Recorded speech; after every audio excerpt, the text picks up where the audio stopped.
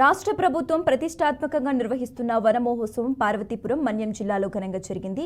పెద్ద ఎత్తున మొక్కలు నాటారు. సీతంపేటలో జరిగిన కార్యక్రమంలో జిల్లా collector S Shyamprasad, Palakonda MLA Nimmaka Jayakrishna పాల్గొన్నారు.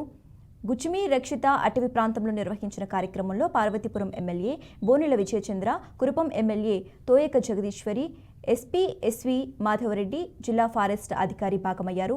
అందరూ కలిసి మొక్కలు నాటి నీరు పోశారు. ప్రతి ఒక్కరూ మొక్కలు నాటడంతో పాటు వాటి సంరక్షణ బాధ్యత తీసుకోవాలని కలెక్టర్ పిలుపునిచ్చారు. వాతావరణ సమతుల్యానికి మొక్కలను విరివిగా పెంచాల్సిన ఆవశ్యకత ఉందన్నారు.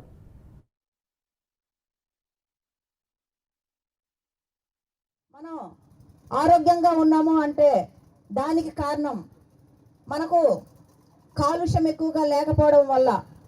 లేదు అనేసి అంటే ఎక్కువగా ఉన్నటువంటి సిటీల్లో ఉన్నటువంటి ప్రజలు అనేక రోగాలతో ఇబ్బంది పడుతున్నారు.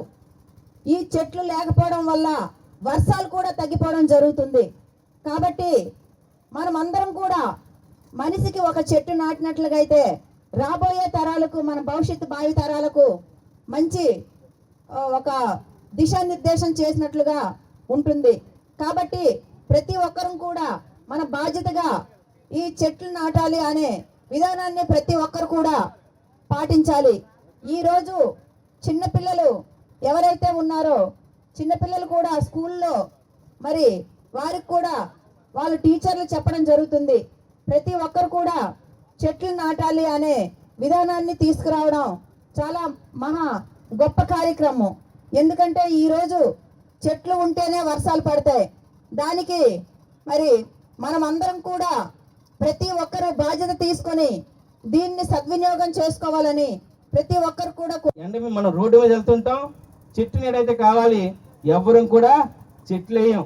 ఆలోచించండి, మనకు మనం ఒకసారి ఆలోచించండి. మంచి సమ్మర్, మన వేడి ఎలాగుంటుంది, ఇక్కడ వేసవికాలం బగబగమని ఉంటుంది. రోడ్డు మీద వెళ్ళే బైక్ కూడా ఎవరైనా ఎక్కడ అవుతాడు? చెట్టు కింద అవుతాడు. చెట్టు నీడ కావాలనుకుంటాడు. కానీ ఆయన మనసుకు ఒకసారి ఆలోచించండి, నేను ఎన్ని చెట్లు నాటానని ఒక్కసారి ఆలోచించుకుంటే రాబోయే తరాలకి మనం ఏమి ఇవ్వగలుగుతున్నాం అన్నది ఆలోచించుకోవాల్సిన అవసరం ఉంది. ఇంతేకాకుండా కంపెనీస్ కూడా ఈసారి కొత్తగా పాలసీ తీసుకురావడం జరిగింది. అంటే ఎక్కడ పడితే అక్కడ చెట్లు కొట్టకుండా సోర్స్గా ఉన్న చెట్లనే కొట్టి ప్లాస్టిక్ వాడకం తగ్గుతుండడం వల్ల ఏమవుతుందంటే పేపర్ వాడకం పెరుగుతుంది. వెర్జిన్ ఫైబర్నే తీసుకొని వాడుతున్నారు. అంటే అప్పటికప్పుడే కొట్టిన చెట్టుని ఫుడ్ ప్రాసెసింగ్లు ఎక్కువగా వాడుతున్నారు. కొన్ని పాలసీస్ రావాల్సిన అవసరం ఉంది. ఇది సర్కిల్ ఎకానమీలో మాట్లాడే పరిస్థితి. ఎందుకంటే ఎన్ని చెట్లు కొడుతున్నా, ఎక్కడి నుంచి కొడుతున్నాం అనేది తెలియకుండా లెక్క ఉంది ప్రపంచం మొత్తం మీద. ఇప్పుడు మీరు అందరూ గమనించుంటే ఫ్రూటీ తాగుతున్నారా?